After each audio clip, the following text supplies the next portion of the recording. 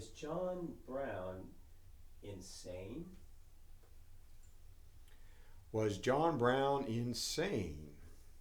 Well, I think it's very important to put quotation marks around the word insane, because insanity, although it can be legally defined, and it can also be analytically defined, you are an insane person, and here is the prognosis to back that up. John Brown, it's much more complex. Now, definition of insanity could go on and on and on. You and I could have a long debate about what is insanity. But for John Brown, is cause insanity? This is the question you must ask. Does cause equate to insanity? Brown's cause is the elimination of slavery. Is that insanity?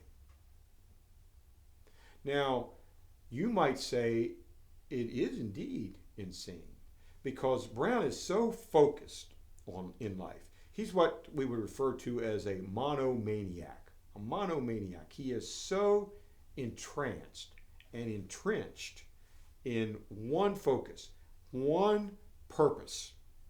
The only reason Brown exists, he will tell you this, is because he must dedicate his life to the termination, the elimination of slavery. He will tell you that that's not his mission, that's God's mission.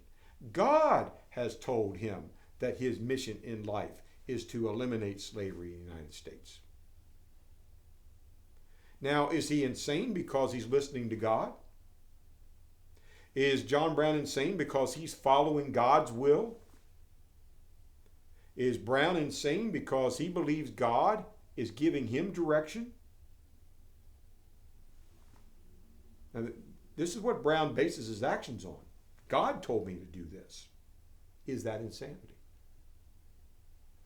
Now, Brown would argue he wasn't insane. In fact, when he came to trial, the defense attorneys believed that the only way they could possibly save Brown from the gallows was through an insanity plea.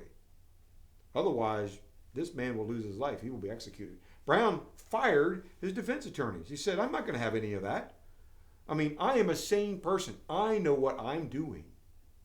You may not agree with what I'm doing, but that doesn't make me insane.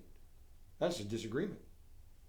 And so Brown fires his defense attorneys. The insanity plea is not presented.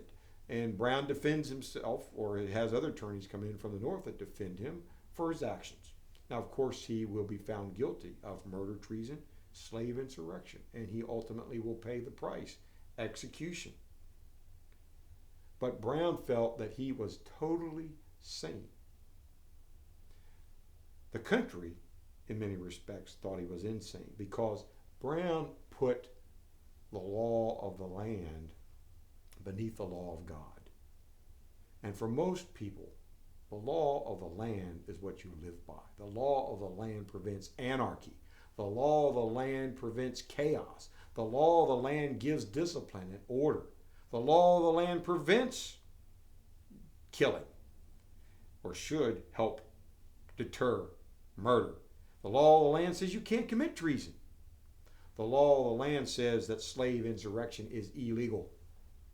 And so the battle became between man's law, which can look at Brown and say, you are insane for violating our laws, our common protections, our commonality, and God's law, which said to Brown, you I have selected.